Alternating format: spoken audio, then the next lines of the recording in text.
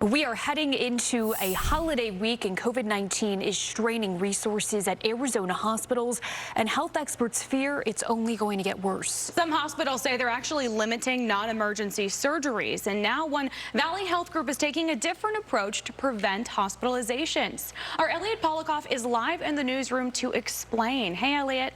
Hey, Whitney. Doctors, nurses, and other health professionals have spent years at this point trying to convince Arizonans just how big of a toll this pandemic is having on hospital systems and other medical facilities. It hasn't always been successful. So now one medical nonprofit is going big, like full page in an ad newspaper big, to try to get the message out loud and clear.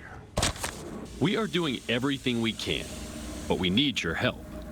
Those are the first words you see in the Health System Alliance of Arizona's full-page ad. The Health System Alliance doesn't do this. We don't do a lot of advertising, but the point was hopefully to have some shock value, to have some awareness. Awareness that Arizona hospitals are stretched dangerously thin, to the point that some of these medical facilities like Banner Health have had to put non-urgent surgeries on hold. Our hospitals, our healthcare workers, our nurses, our docs, they're also fatigued, but this is still an issue. COVID is still here and it's still real. And despite widespread vaccine availability, family physician Dr. Andrew Carroll is worried it'll only get worse. What I'm really nervous about is that it is very similar to last year, where we had a very rapid uptick and we had 5-digit case rates, hospitalizations, and very high death rates. The World Health Organization has already said the new Omicron variant is spreading faster than the still dominant Delta variant. While the documented Omicron cases in Arizona are still relatively low, with 6 cases reported in Maricopa County last week,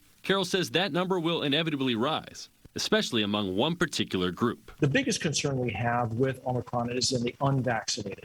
Of course, this is going to ravage that community. Right as we enter a holiday season and New Year's Eve, it really is a setup for a disaster. Carroll says at his office, vaccine and booster shot appointments have increased in the last week. He and Kaufman are both hoping that travel, seeing family over the holidays,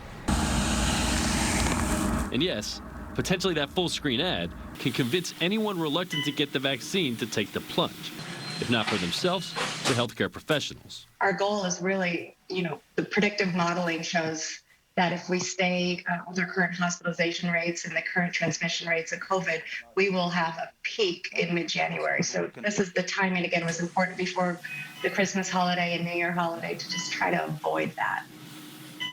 If this ad proves to be effective, Kaufman says Health System Alliance will do more of them, but seeing as this ad campaign cost about $30,000, she's not committing to anything just yet, Whitney.